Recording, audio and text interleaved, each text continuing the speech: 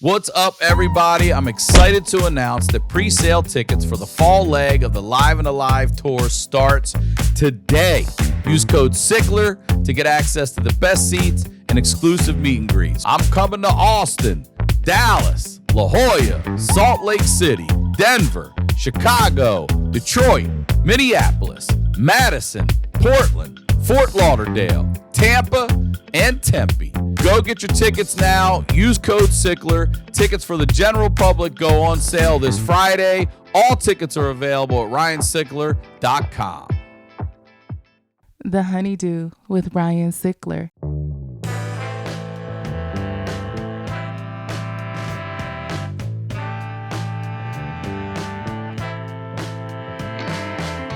Welcome back to the HoneyDew, y'all. We're over here doing it in the Night Pants Studios. I'm Ryan Sickler, RyanSickler.com, and Ryan Sickler on all your social media. I'm going to start this episode like I start them all by saying thank you. Thank you for your support. Thanks for watching this show, subscribing, supporting, all of it. This is what I do. You know, it's a free show. And the best free way to help is to subscribe. All right. And if you got to have more, you got to check out the Patreon. It's called The HoneyDew with y'all. It's this show with y'all. And if you're looking for like an episode to be like, what's it all about? I've done, 3 or 4 highlight episodes with Josh Wolf now. We just did one in December.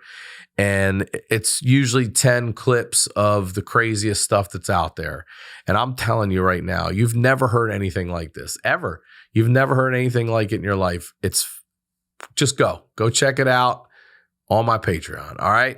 And the way back, I can't thank you enough. That show has started and is off to a crazy start. So thank you for that.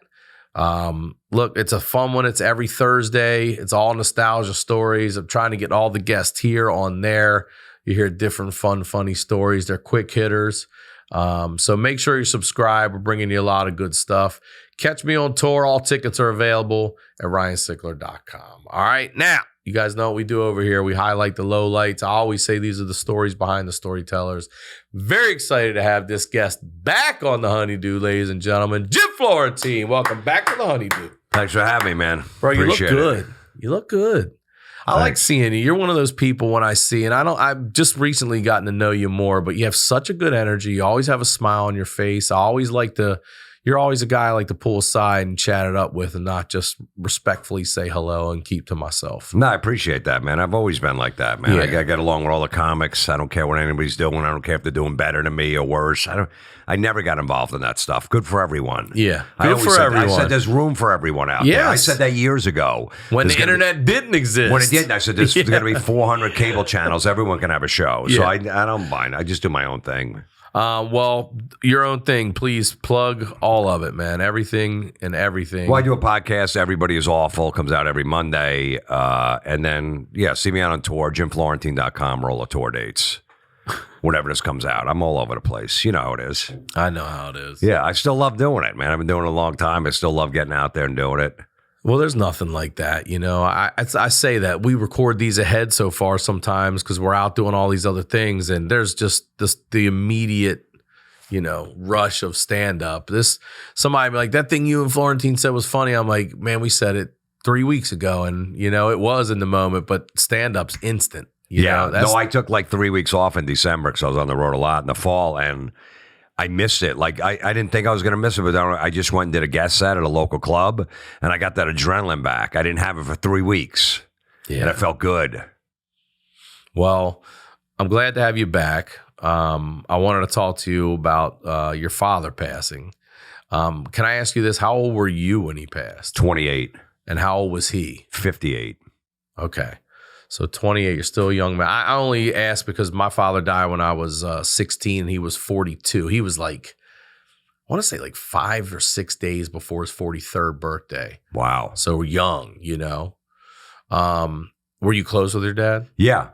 Tell me about him a little bit. Like, what did he do for a living? Like, who was he? Well, we had 7 kids in the family.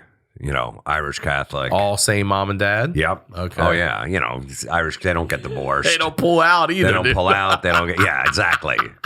I think he was 7 for 7. Damn. Yeah. It's not. I know everyone's like, oh, whatever. There's gazillions. It's if you're trying to have a kid, like it's not always a sure shot at all. People take years sometimes. Man, he had 7. It always amazes me when I hear anything like 5 or more. And there was like 4 right in a row every year. Then they took like a year off. Then another one came, and then they took like another year off, another one, and then 2 years off, and another one. But where are you? I'm right in the middle. Right in the middle. Yeah. Okay. How many boys? How many girls? 4 boys, 3 girls. Whew. All right. So was he just working? And I mean, in between, what else was he doing? I know. I don't know.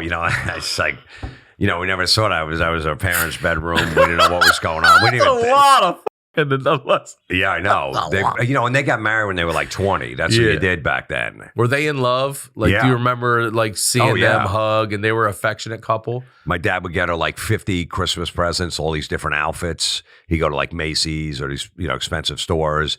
And we'd have to sit there on Christmas Day and watch open every one. We're like, I want to play with my toys. Oh, hell yeah. He'd make you guys sit and watch your mother open them. Oh, yeah. Yeah. Because, he's this outfit. She's like, oh, yeah, I can wear this. I'm like, I'm 12. I want to freaking play with my toys and stuff. But no, he was really, and they would go on weekend getaways, go get a hotel on the beach for the weekend and stuff like that. So no, he was really romantic, and they'd be married to this day if they were, they're both still around. See, I remember my parents were not that way at all. And before they got divorced, like it fell apart in the 3rd grade, divorced by 5th. But I remember seeing them hug. That's as much as I remember one time, like once. Really? And it was kind of like, You're one of those, yeah. yeah, like, all right, that kind of thing. I'm like, so it's nice to hear. So they're affectionate. They're not always 7 kids, a lot of fucking stress and everything. You're not seeing a lot of arguments and things like really. that. My dad went to work. My mom stayed home. It was traditional. That's the way it used to be. So she took care of the kids. She didn't work. And then he went to work. What did he do? He was an accountant. So he worked at Dun & Bradstreet. Had a good job, commuted to New York City from New Jersey. Took the bus every morning, got off the bus, probably left at 7 a.m., 6 a.m., something like that. Came home at like 6 o'clock at night. Damn. And, my mom just took care of everything, with the kids. And then she'd report back to him when he came home. Hey, this is what they did today, whatever, if there's any problems. So she was way more hands-on with it, but he was out working. But then also, we all played sports. So my dad was my coach, my Little League coach. Whenever I was at Little League. Dad's really involved in your guys' Oh, lives. yeah. So he'd get right off the bus from New York and get right to practice. We'd have a practice at 6. Light up! It was great, yeah. And then he was my, he was my coach at Little League. So, but he didn't favor me though, because, a lot of times if I had an attitude, he'd bench me or whatever, and he definitely didn't. Yeah, that was my father too. Like, I'm not giving you any favoritism. If you're not the best one out there, you're not going to play. I'm going to be harder on you than anybody else because I know what you can do, that kind of. Yeah. Yeah, no, I coached my kid's rec basketball team, my son, and he yelled at me from the court because I yelled at him. You got to get that ball, get that rebound. He goes, oh, you want me to get the rebound? How am I going to get it when I'm over here, right in the middle, like in the whole court? And I go, timeout. I called the timeout and yanked him out of the game. Dude, I can't believe it's so funny. And I told the team, I go, listen, if we lose, it's because of Luke, my son Luke. I go, so just know. He talked back to his dad, and if you guys do it too, I go, we lose, it's blame him. Blame his ass I did it right out of yeah. And then I put him in later in the game. We still lost, but then he knew. I just said, "Listen, I had to call you." He goes, "No, I know. I shouldn't have done that." So just yesterday, out of nowhere, a buddy of mine from childhood shows up with his wife in Anaheim. I grab him. We all go hang out. And when we were in rec league, probably middle school, early high school, we played ball at high school, and then on the weekends when they didn't have it, we'd be in a rec league. So we're always playing, Yeah. And my dad would do that shit. Let's go hustle out there, Ryan. And I couldn't be like, shut the up. And one day my buddy's on the other team and he's saying it to him. He's like, you diving out there, Lamb, you diving. And he's like, shut up, you asshole. And you hear the parents in the crowd, and I was like, shit. Because I know now, like, I wanted to say that. You know what I mean? But I know, like, my dad's pissed. Chris Lamb, his name is Chris Lamb. We call him Lamb. He knew. He was like, oh, because my dad knew him so well. You know? He's like, oh, up. And he's looking at me, and I'm like, don't look at me, bro. I'm not bullshitting you. After that shit, my dad was like, come here. I go, what? And he's like, he's going to let him say that to me like that? I go, what do you want me to do? We're like 14. He's Right, like, right. You go f him up. He says some Really? shit like that to me. I'm like, you are being an asshole, dude. You know what I mean? Like, he was like, go over there and stomp him. I'm like, nah. Damn. But he was pissed about it. Yeah. Pissed. And I was like, oh my God, yeah. I don't know. I don't remember seeing a bunch of kids yell back like that back Really, in the day. they did it. My kid is really a nice kid. He's a good kid. He never gets in trouble, but he just, in a heat of Hit the a moment, nerve. Yeah, hit a nerve. it just hit a nerve, and because I was frustrated. I'm like, so. But he knew it. But I did yank him out. And I remember one time my mom would not come to a lot of my games only because there was 6 other kids doing other sports. So she was here. My dad, and then I remember she came to one of the games, and there was the one game I got thrown out of the game. For what? I slid into second base, and the ump called me out. And I thought I was safe. And I'm like, I thought I was safe. He's like, you're out. And I go, you suck. And he goes, you're out of the game, like that. And because but I was like right next to him. He goes, you're out of the game. So no one knew why he threw me out. Yeah. So I said to my dad, he told my dad what I said, and my mom's in the stands. That's the one I had to go sit in the car. She's like, you said you, I go, I didn't say you sucked. I said, that was a bad call, and he threw me out. I had to change it. She was so disappointed. The one game she comes, They made you sit in the car. You couldn't even be in the bed. Yeah, I sat in the car. Off the field. Yeah, off the field in the car, in a hot car. They until he finished the game. Oh, man. So what kind of time did you get with your dad? Did you ever get one-on-one time? Sometimes, not a lot, because there was 7 of us. He'd come home from dinner, come home from work and have dinner, and then he had the New York Post. It was either, he would read the New York Post. Now, sometimes in the morning, though, if it was on the weekend, you couldn't talk to him until he was done with the paper. That was his rule? That was his rule.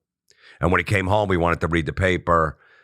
So we'd just sit there, we'd all eat, and we'd talk. We couldn't talk too loud. So he's around. He's not going off in another room. He's sitting there. No, he's sitting there with us having dinner. We all had dinner as a family Yeah. every night. And then he would go up in his room and sit in his easy chair, like his Archie Bunker easy chair, with the AC cranked, in his boxers and his T-shirt, just relaxing. And then if you need to go talk to him, you go upstairs. Hey, I want to go talk to that. All right. And one by one, we go in. I'd be like, yeah, what's going on? He gave us the attention, but, he was tired. I get it. He was working, and then, like I said, he would get off the bus, go, my brothers played Little League, so he was coaching constantly, coming, so he was a busy guy. And then my mom was pretty much did all the discipline. And if she needed to talk to him about stuff, then she would. But, and he took me to all sporting events. I was a big, baseball games, and stuff like that. Whatever we liked, football, we go to football games. How many kids do you have? I have 1. Me too. And her brother. I consider him mine too. But can you imagine 7 kids and trying to get to their goddamn music lessons and sporting event and then taking them to other shit too? Like, you know how you play this? We're going to go watch it. It fucking blows me away that these parents, the good ones, because my mom didn't go to shit. It was easy for her, The way they would work, and there's no cell phones. They remember shit. Where are you writing down that I got practice at 6:30? I would forget everything if I didn't have some kind of reminder in my phone these days. Yeah. I mean, so you got to be dialed in. And it's tough for me just at the one. Yeah. The one. My son plays in 2 basketball leagues. He 6 plays in the more of middle school. that. Yeah, so I'm running around. I got this, and I got to bring in we got to go to practice. I know, I can't imagine. There's some like moms in my neighborhood. They have 3 kids, and they pull it off. I'm like, how do you pull it off with 3? I can't imagine with 7. So how did he influence you as a dad? He just being a good dude, being a good guy, respectful. My mom showed how to have a real relationship, and just everybody liked him. Didn't have any problems with anybody. And he was supportive of what you were doing, even as a young man, like 28. And then we all are in our 20s are fuck ups and stuff. It took a little while. He'd always take me to. I like pro wrestling, so he'd take me to Madison Square Garden when I was a kid to wrestle matches, like WWF. Dude, are you kidding me? You unbelievable. Got to the Garden? What'd you see with him? Bruno Sammartino, superstar Billy Graham was my favorite. Yeah. Every month we go to the Garden. Yeah. It was amazing. The Garden, though. Yeah, we'd go to the Civic. We go to Baltimore Civic Center. That's where we superstar were. Billy Graham won the belt. I went and saw cage matches there with Snuka and Yeah, I'll never forget the Iron Sheik beating Bob Backlund and then Hulkamania and all that. But seeing it at the Garden, must have been insane. I saw Kiss at the Garden when they first came back and put their makeup on. It was their last tour 30 years ago. Yeah. That first one, when they were like, no, we're doing it for the first time ever. I went and we were like, no, we're going to the Garden to see them there. And they booed 311 off stage. And then, that's not a good fit on that bill. Yeah, they booed him out of there. Like, get the fuck. Amber's the color of your energy, motherfucker. Where's this guy spitting fire and blood? But so back in, for some reason, with the wrestling match at the Garden, those guys would bleed because it wasn't on TV. Yeah. So if they bled, you had to be over 16 to get in. Is that right? Yeah. So I was like 14 when he was taking me. So my mom used to have these big platform high heel shoes that she would wear. So I'd wear them. I wear my mom's platform shoes, and I wore bell bottoms so you couldn't see the shoes. So I looked taller, and that's how I'd go to the matches. Because like, I just did not even ask. Because, my dad wasn't going to go back. Oh, we can't get in the match. I go, he's not young enough. Then I got to get back on the train, go back to New Jersey. So I wore platform high heel shoes to go watch the whole wrestlers. time. You're watching it. Yeah. You're not taking them off when you get in there. No, I didn't. No, I just kept them on the whole time. But I had the bell bottom, so you had to cover the shoe. Yeah, because that would look a little weird, if I. And that's how I got in at 14 to go see those great matches. And is it just the two of you going to that, or was he taking a few of the kids? Like, were you the only one into that? Maybe one other brother would go, but it was pretty much us. And did he like it, or was that something he was doing for you? Okay, he did. He liked it too. So, Bruno Sammartino was an Italian guy, so it was all Italians that went to the Garden back in the day. That's why he had the belt that long. Because Vince McMahon Sr. would say, listen, we sell out every time because you're Italian. Is that you what it was? You can't give up the belt. Yeah, he had it for like 9 years, and at one point he goes, "Listen, I'm done. I'm done." Because he sold out every time. All Italians would go. I'm done with this shit. Yeah, he's like, I can't do it anymore because he's getting beat up and stuff. So no, my dad was so with sports. Always, whatever equipment. My mom would be in the backyard. We had like a mound and a plate in our backyard, and a basketball court. So always practicing baseball. So they were really involved sports wise too. All right. And then what? So you're in the middle, 28. So when do you actually move out? Well, so at 18, after high school, he wanted me to be an accountant. He's like, look, he wanted you to be an accountant. Yeah, because that's what he was. So he sent me to a local community college. I'm like, I don't know if I want to do. He goes, look, I'll pay for it. Just go. That's what you need to do. I went one semester. I hated it.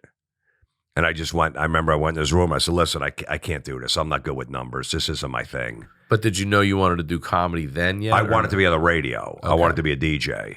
So you wanted to do that? I wanted some kind of radio or TV or acting at that point. Now, if you're in the middle, what's there, 3 above you? Yeah. So were any of them already accountants or not? They were both. 2 of them were. Well, the real estate, accountant and real estate. All right. And it was one and the two, and I didn't want to do either.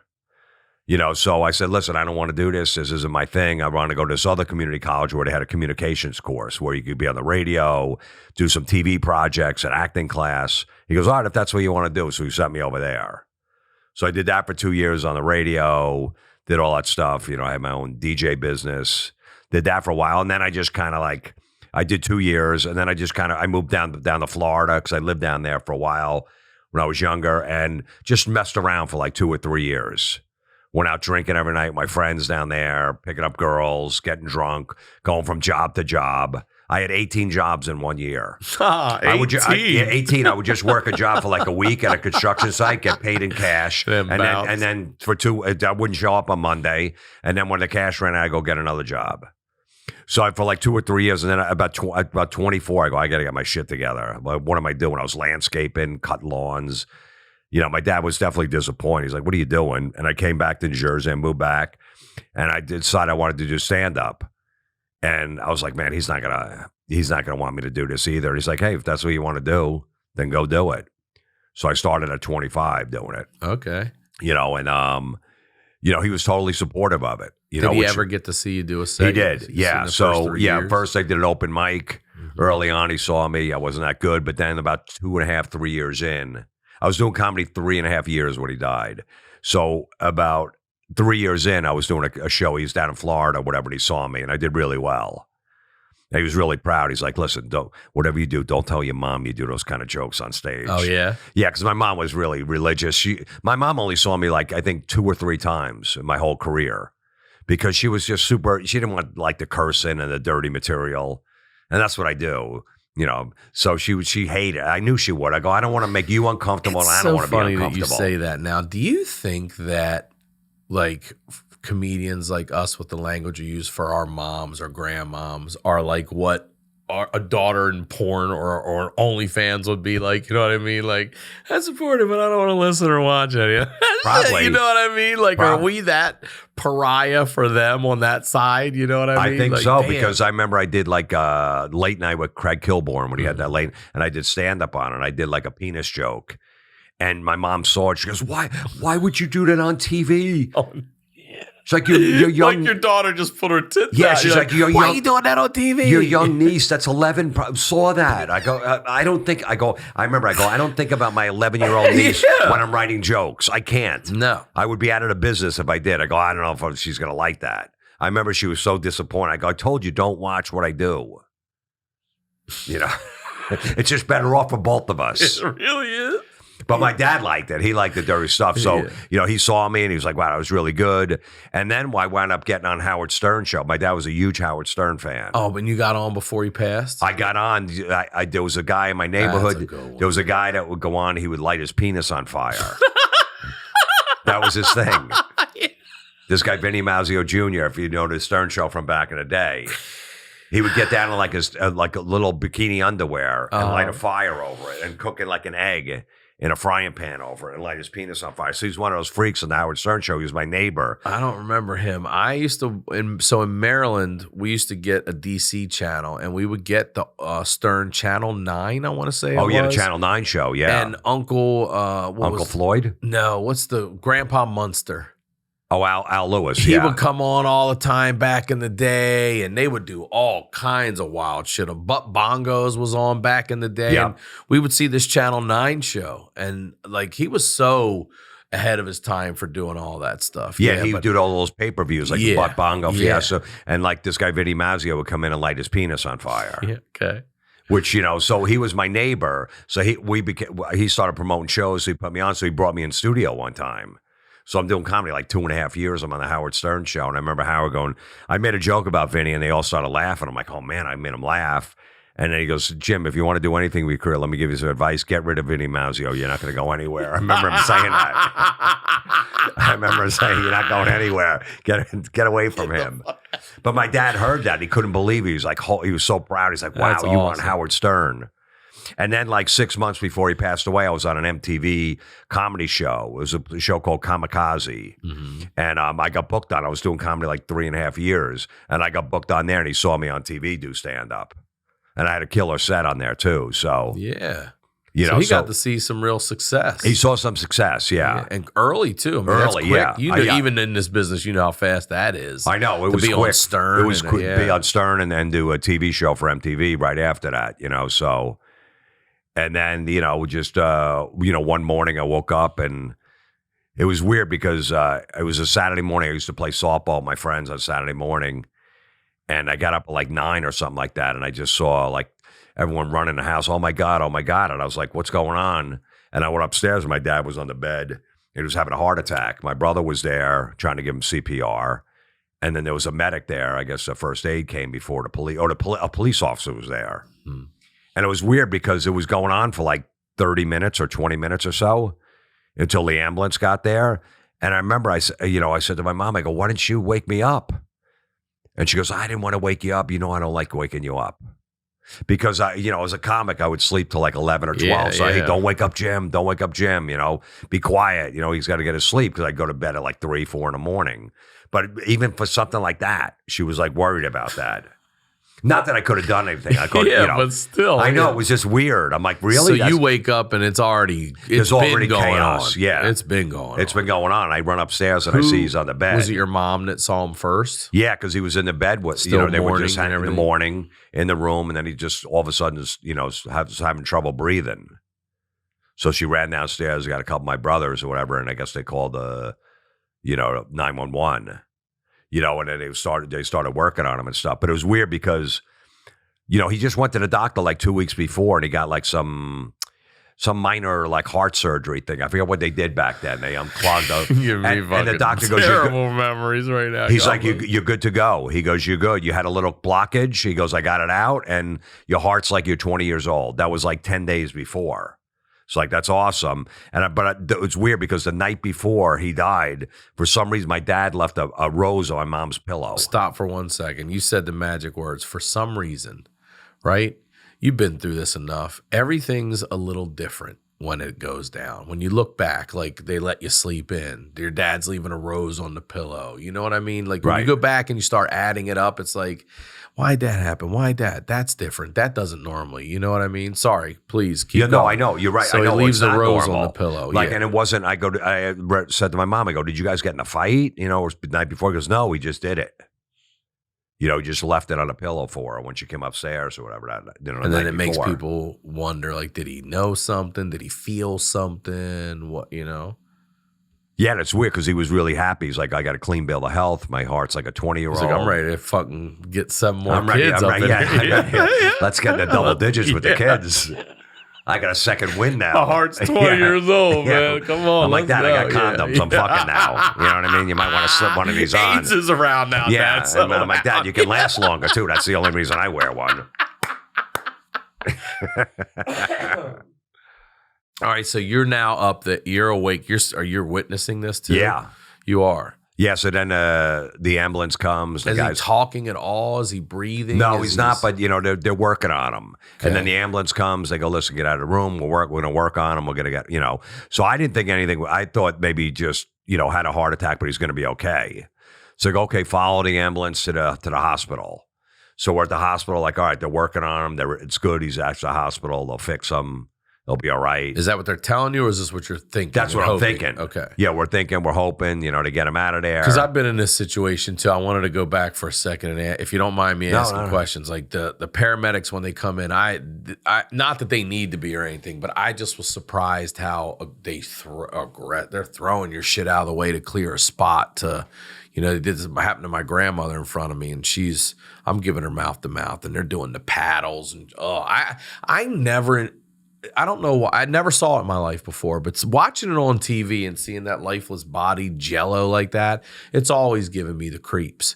And now I'm seeing my grandmother shirtless and you're just like, what is fucking happening? And they're hitting her with the paddles and the body's just doing that. And I'm like, oh my God. And they're throwing chairs out of the way and shit. And it's just a chaotic fucking time. Well, he was on the bed. I remember him being on his bed. So they started working him on the bed. And how big was your house? It was pretty big. He was upstairs, but he already had his shirt off. Okay. So I don't think it got that chaotic because he was right there. But one of your brothers gave him mouth to mouth. Yeah, he was working out. He's giving him CPR, and there was a cop there helping. You ever talk to your brother about that? No, I never did. Summer is jam-packed and the heat is no joke. So we've got to prioritize hydration. We are made of 60 to 70% water, y'all. So when we're dehydrated, we feel imbalanced. With all the drinks out there, you want hydration that works. Liquid IV delivers extraordinary hydration with advanced science thanks to Liquid IV Hydroscience, an optimized ratio of electrolytes, vitamins, and nutrients. It's as easy as rip, pour, shake, and drink. Liquid IV is the perfect selection for whatever adventures you have planned this summer. You're going on vacation? Toss a couple in your bag. Having a barbecue? Put some out for the guests. You want to sip something fruity by the pool? Liquid IV has flavors for that. One stick of Liquid IV delivers superior hydration to water alone with 3 times the electrolytes of the leading sports drink, plus 8 vitamins and nutrients. It's hydration for endurance, mental clarity, and overall well-being. Turn your ordinary water into extraordinary hydration with Liquid IV. Get 20% off your first order of Liquid IV when you go to liquidiv.com and use code HoneyDew at checkout. That's 20% off your first order when you shop Better Hydration today using promo code HoneyDew at liquidiv.com. How much do you think you're paying in subscriptions every month? The answer is probably more than you think. Over 74% of people have subscriptions they've forgotten about. I've signed up for subscriptions with 2 different emails and forgot about it. Thanks to Rocket Money, I'm no longer wasting money on the ones I forgot about. Rocket Money is a personal finance app that finds and cancels your unwanted subscriptions, monitors your spending, and helps lower your bills. With Rocket Money, I have full control over my subscriptions and a clear view of my expenses. I can see all my subscriptions in one place, and if I see one I don't want, Rocket Money can help me cancel it with a few taps. The dashboard shows you this month's spending compared to last, so you can clearly see and track your spending habits. They will even help you create a custom budget to keep your spending on track. Rocket Money has over 5 million users and has saved a total of $500 million in canceled subscriptions, saving members up to $740 a year when using all the app's features. Stop wasting money on things you don't use. Cancel your unwanted subscriptions by going to rocketmoney.com/honeydew. That's rocketmoney.com/honeydew, rocketmoney.com/honeydew. Guys tend to think looking sharp means starchy Oxfords and stiff chinos rather than effortless comfort, but it is possible to have it both ways. Mack Weldon makes timeless apparel with modern performance fabrics for guys who don't look and feel sharp without sacrificing comfort. From their underwear to anti-odor tees, Mack Weldon has a full range of clothes that never go out of style.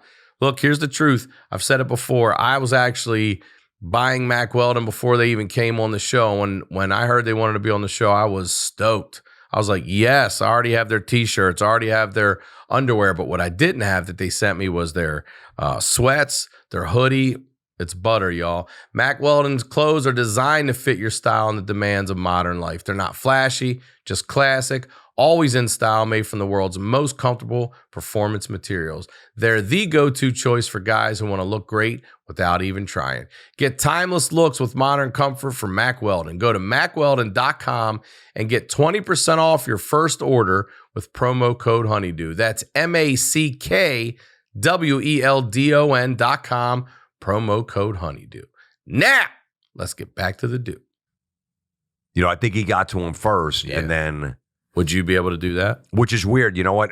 About a month ago, I go, I need to learn CPR. I could be in a situation where I could save somebody, and you never know. And it's like, how do I not know it? I look at everything. I look at Instagram Reels. I should know this. And I bought one of those AED machines for my house. What's that one? The defibrillator. If someone has a heart attack, you hook them up and it lets shit. you know. I should have one of those. It's I don't amazing. have that. Because my brother goes, because we have football parties at my house all the time. Joey Diaz is there, of course, too. You better have it. Yeah. So my brother Dan's like, hey, listen, there's a lot of old guys at our house now. You better have this in the house just in case. And that's that little shock to bring you back gives it for a shock. sec. You hook it right up, and it lets you know if you need to shock them, give them CPR, gives you complete instructions. It's amazing. I'm fucking getting one of these today. I'm telling you, I went through the whole thing, and I said, I need to notice. I go, why don't I notice? Like, what if someone's choking in front of me? So that I was about to say, I'm still like I have my daughter half the time, so the other half the time she's not with me, and I'm like, what if I fucking choke? Like I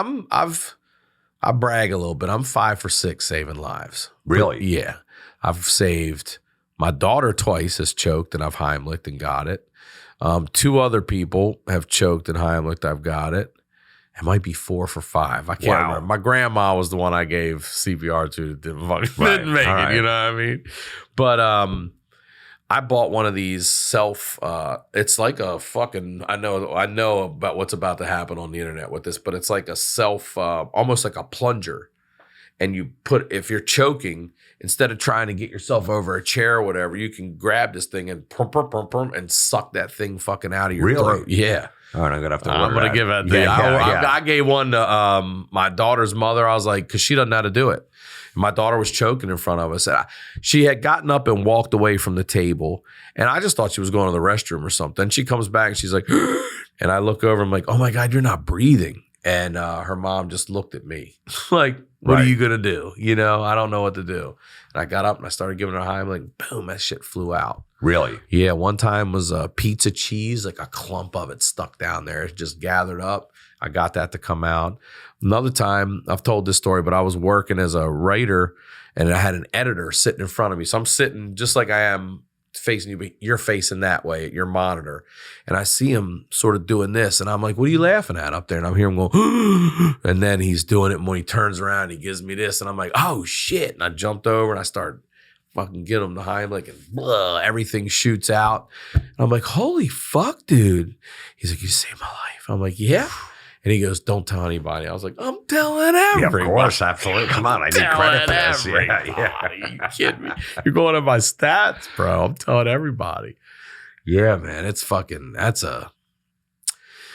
just also like, it's who you are. Do you freeze in that moment, or are you going to fucking power through this and block out that this is my dad who might be dying and I got to put my mouth on this man and try to save his fucking life? No, I know. And I really, like a month ago, I really said I need to know this shit just in case I'm in this situation, wherever I am.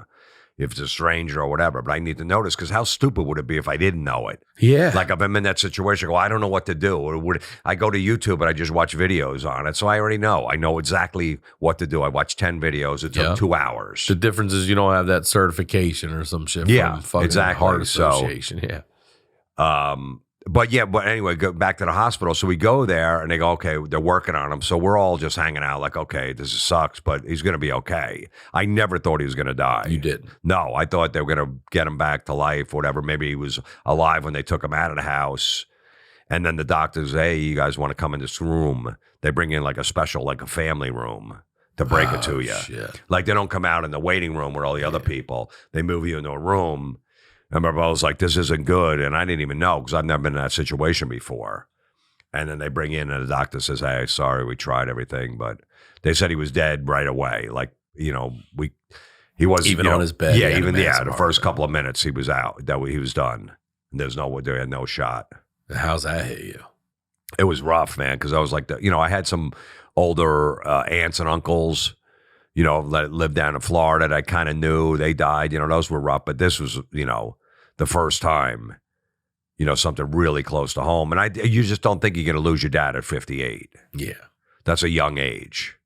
I know when you said you lost your dad at 42, that's insane. Yeah, when I finally outlived him, I couldn't believe, even now, how isn't that weird, though?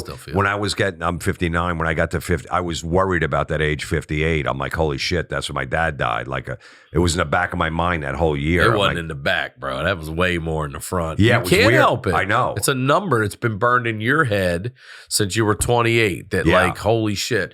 Look, I'm not even exaggerating. This is what was really wild. My dad at 42, right?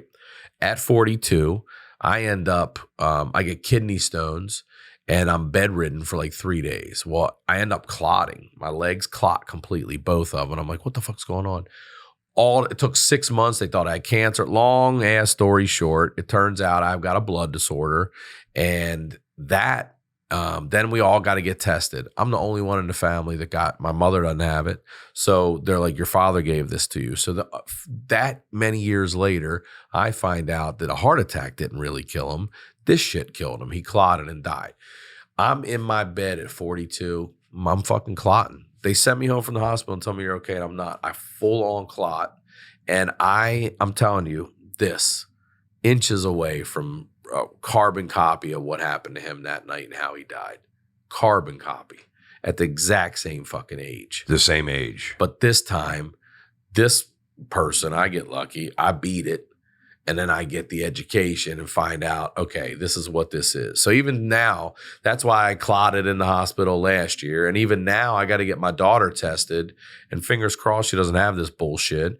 Because with women or females, if she wants to get on birth control, that can cause clots. She can't be on this shit. If she's in an accident or pregnant and needs to be on bed rest, she's got to know that she needs to be on some kind of blood thinner or something, or else she'll clot and die. Like, it's just same thing. You're saying that at that age, it's exactly what happened to me. I found out, whatever, I was 16 at the time. So 26 years later, I find out not only and I've had this my whole life. It's a genetic thing. You just don't know it unless it comes up. You know what I mean? Right. You could live a healthy 102 with this bullshit and never even know you had it. But if you ever have to slow your machine down, that's when that shit's coming to get you. So, but they thought he died of a heart attack, though? Yeah. So originally he had gone to the doctor and had a heart attack. I took him. I drove him to his checkup, and they're like, you're having a heart attack now, which again is 16. I thought a heart attack was the moment you clutch, know.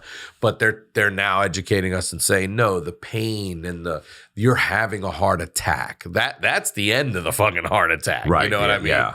So I drive him over to the hospital. They admit him. He's in there for days, and they release him at Thanksgiving. We stay local because he was at Hopkins in Baltimore, so we go to my aunt's, and we stay in Highlandtown for the Thanksgiving weekend, and then we go home Monday. And they tell him, you have blood clots, but you're okay to leave.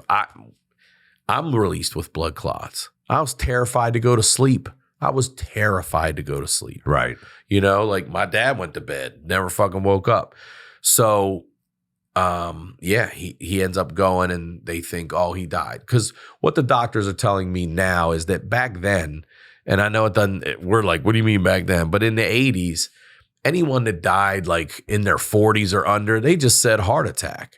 Now they're realizing with all the new equipment that a lot of these things are clots and things like that. Right. And that's why the young people, it's not like, oh, he had a bad ticker. They're just throwing it in that category, you know. But now they're like, oh, it's different, you know. So yeah, forever it was heart attack, and then they're like, it was this. Yeah. I'm Wow. like, damn. Took me to almost die to figure that shit out at the exact same age. That was the thing, the age. That's crazy, man. I always wonder, I always like, man, I got gypped out of years of my dad dying at, I was 28, you at 16. I mean, we know Joey Diaz's mom, he was what? 6, 7, something like that, right? Or his dad, and his mom, he was in high school. Right. His dad was the young. Yeah, but he was like 14 or 15. Yeah, I mean, it's just, you're not supposed to lose a parent that young. No. And I always think that with my kid, I have my kid later in life. I'm like, listen, I'm going to be around. I'm hoping to live to 80. Yeah. I tell him, I go, so you'll be 34. Is that good? I tell him that all the time. I go, I figure I can go to 80. Is that all right? You'll have me for 34 years? I do that math too. I do math all the time. If I can get to 80, my daughter will be 30 more years. So I figure he'll be set in life. You probably have kids. You'll be all right. Yeah, I'll have a kid or two at 34 maybe. He'll be married. He'll live in the suburbs, have whatever Somebody job he's going to do. Yeah. So I'm like, are you good? Yeah. That's what I'm hoping, 80. But maybe it could be 85. I don't know. But, Man, so I always worried about that. I'm like, I want to be around, I want to make sure that, he has his dad for a while. How old was the youngest sibling when your dad died? If you're 28, how old would the youngest be? Are they in their teens? Are they young? Are they still in high school? Yeah, he was probably 20. Okay. So still just right out of high school. That's young. You had 8 more years.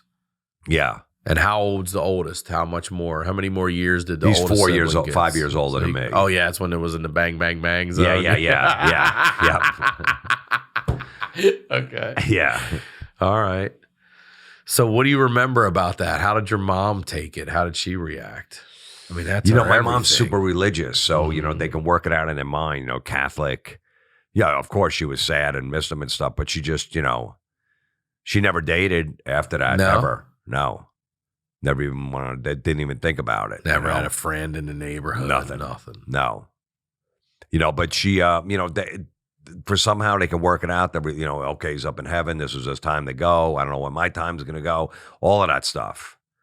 They're really good with dealing with it, whatever they believe in and stuff. So, it's just weird because then all of a sudden he wasn't around, and I made sure, because I was living at home at the time.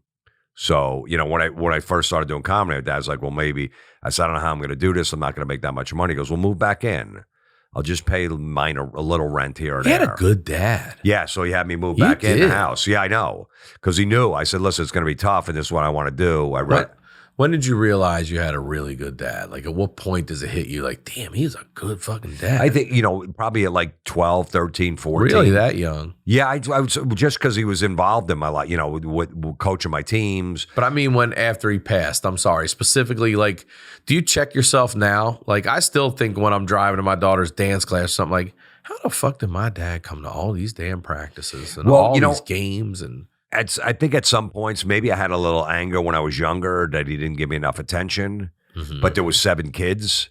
So you thought that, but what was he going to do?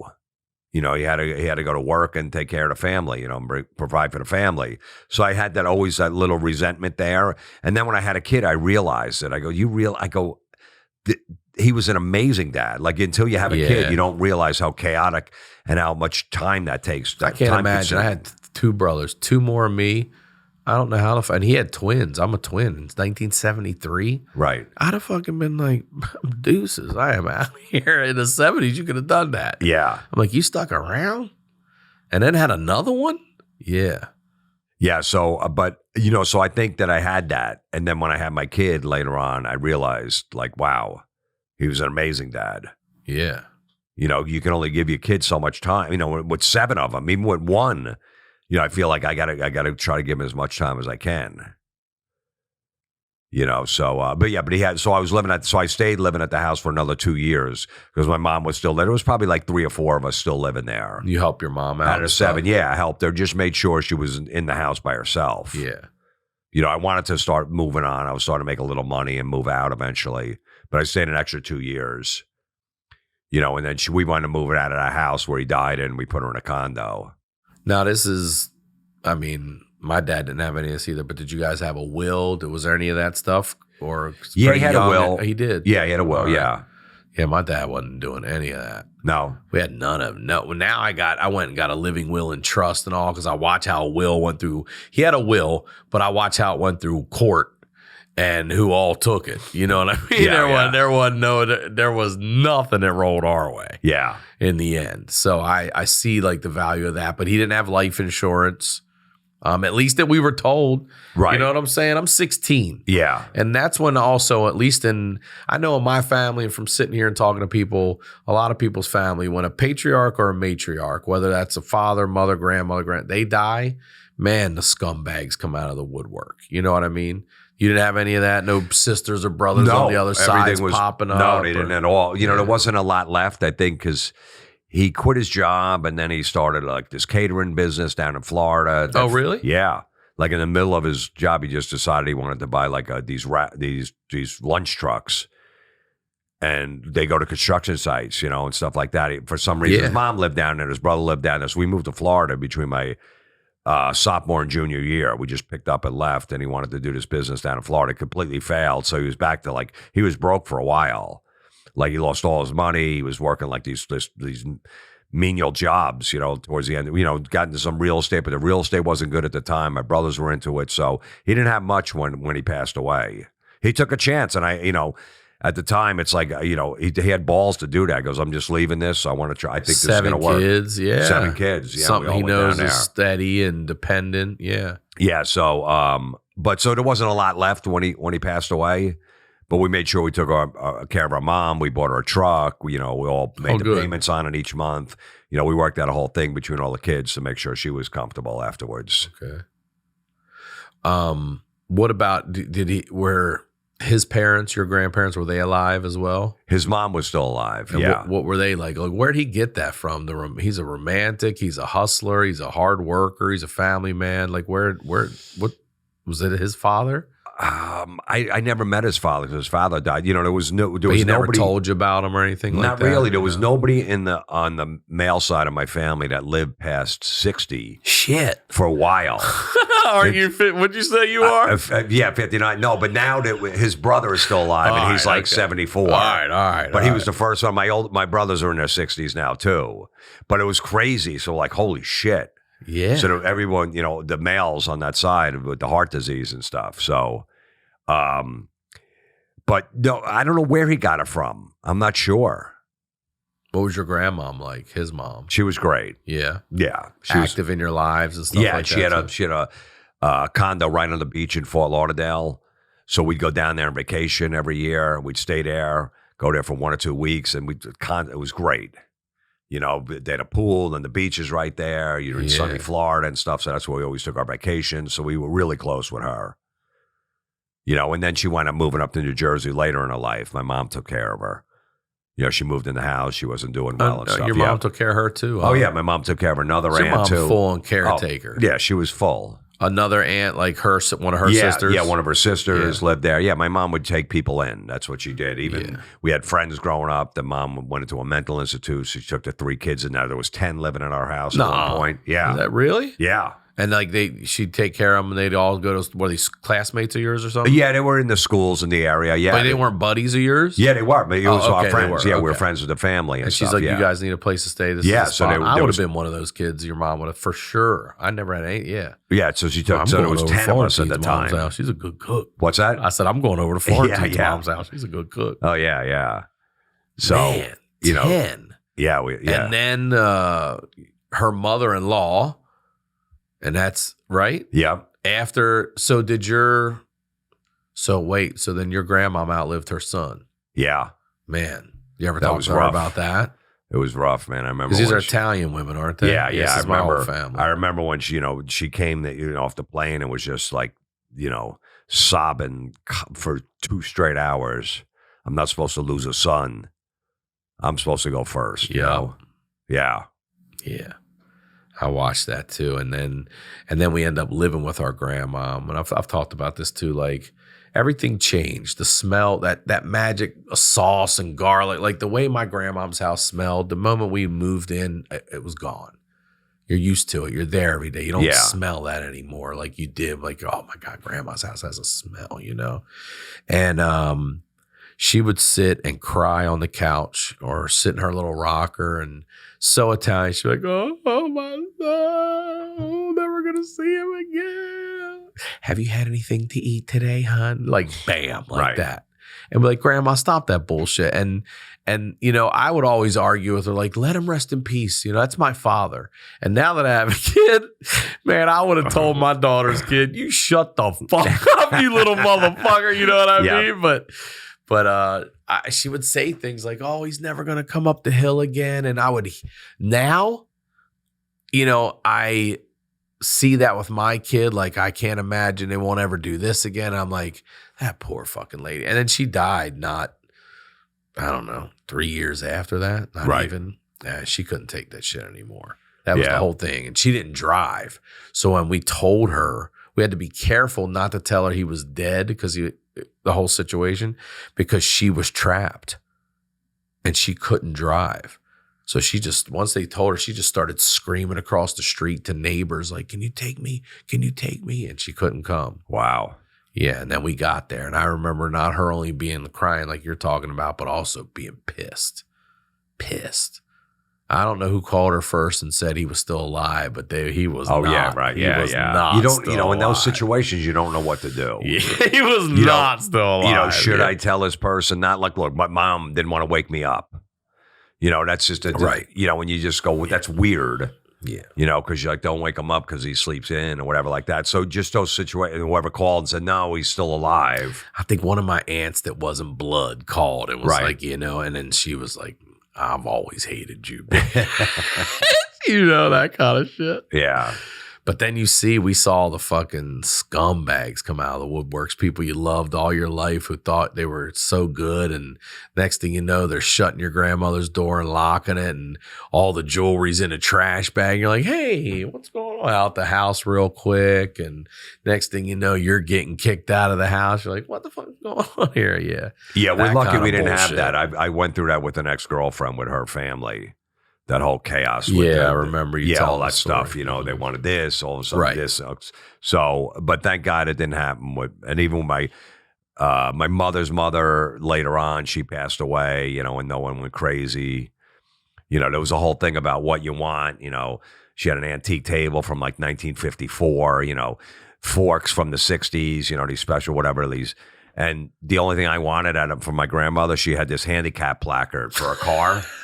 And that's the only thing I took because it never expired. Yeah, that's your family heirloom. I said, this is all I want. I don't care about the forks from, when Kennedy got shot, you bought them the next day. I don't give a shit about that because I only use it when I go to concerts. I park right in the front in the handicap. Hell yeah. Yeah, so that's the only time I still have it. Thank you, Grandma. Yeah. Do you still have it? Of course. How old is it now? It's got to be 20 years old. And I hide it in my car just in case a valet guy tries to steal it. Yeah, that definitely put a steal those. Yeah, so I stick it like under the seat, under a mat. But that thing, and that's the only thing I took. Shit. I said, that's all I want. God, you can have everything else. That's good. Do you remember your dad's funeral? Do you remember the day and like going and stuff? What was that like?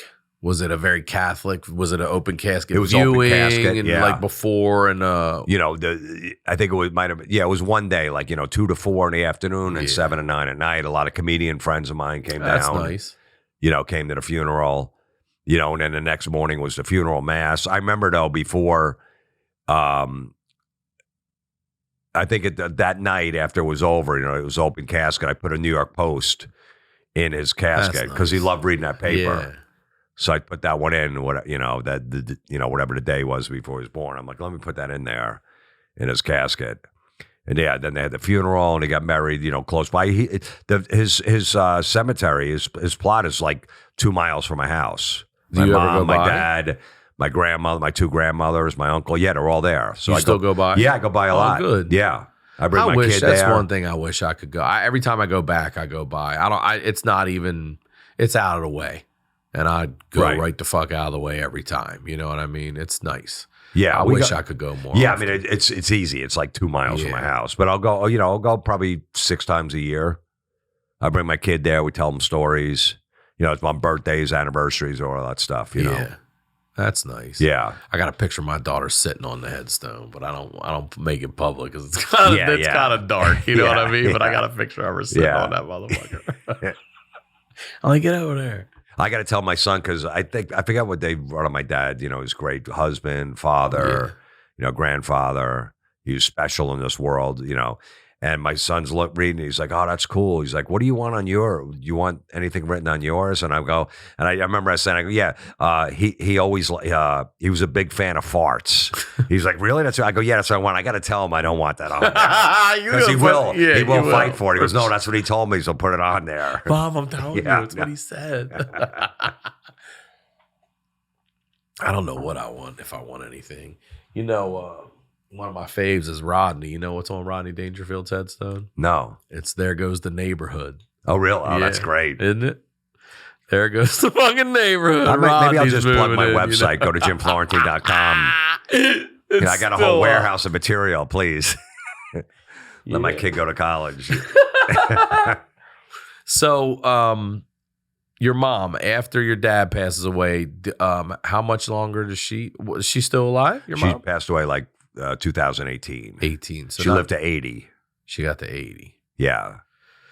And how was, she never dated again. So she waited 25 more years. She lived after. 25. And never dated again? Never? Nope. Did she have girlfriends? She go play bingo or travel, Atlantic City, do anything? Oh, more with the family and stuff. Yeah, she had some friends and stuff. So she wasn't just house-ridden, always taking care of people. People would get her out? Oh, yeah. And then plus the grandkids. There's 14 grandkids. Oh, shit. Yeah. So she loved spending time with them. Good. They would sleep over, please.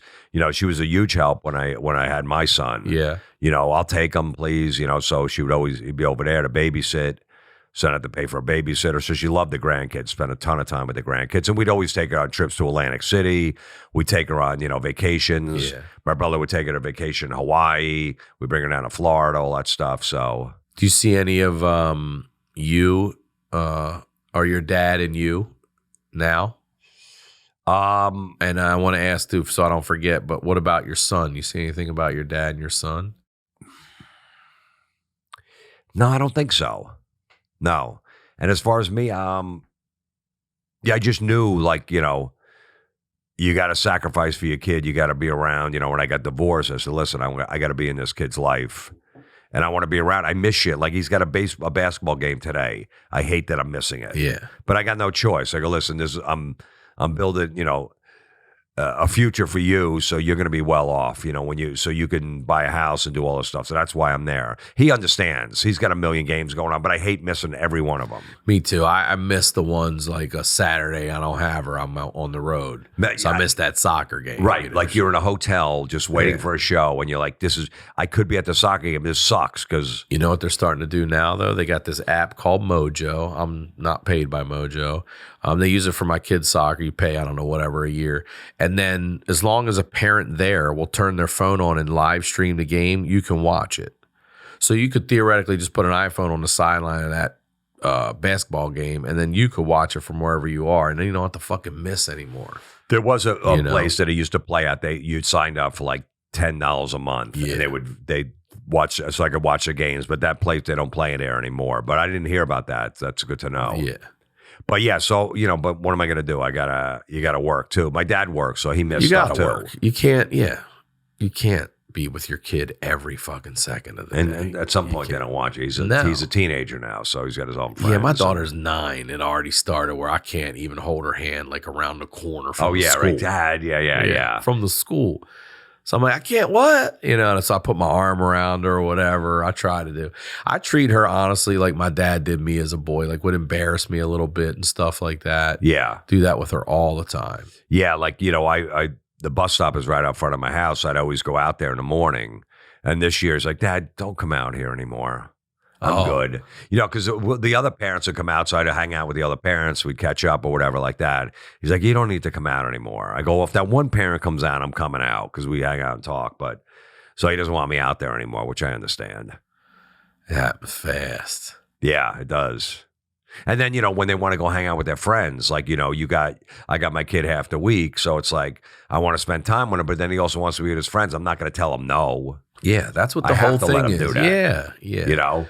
It's tough because you feel like, oh man, not that you want to just isolate them, but you want to spend time with them. But then it's like, Dad, my friends, can you drive me over there? Of course. It's tough I never for me say to remember. no. Yeah, no. It's tough for me to remember too. Like, I know the value of, especially now, of time with my dad because I only got 16 years. And you really think of 16 years, like first, 3 years, you don't remember shit anyway. You know what I mean? So you really get like this 13-year window of, memories and stuff. And then I got to remember my bullshit into hers.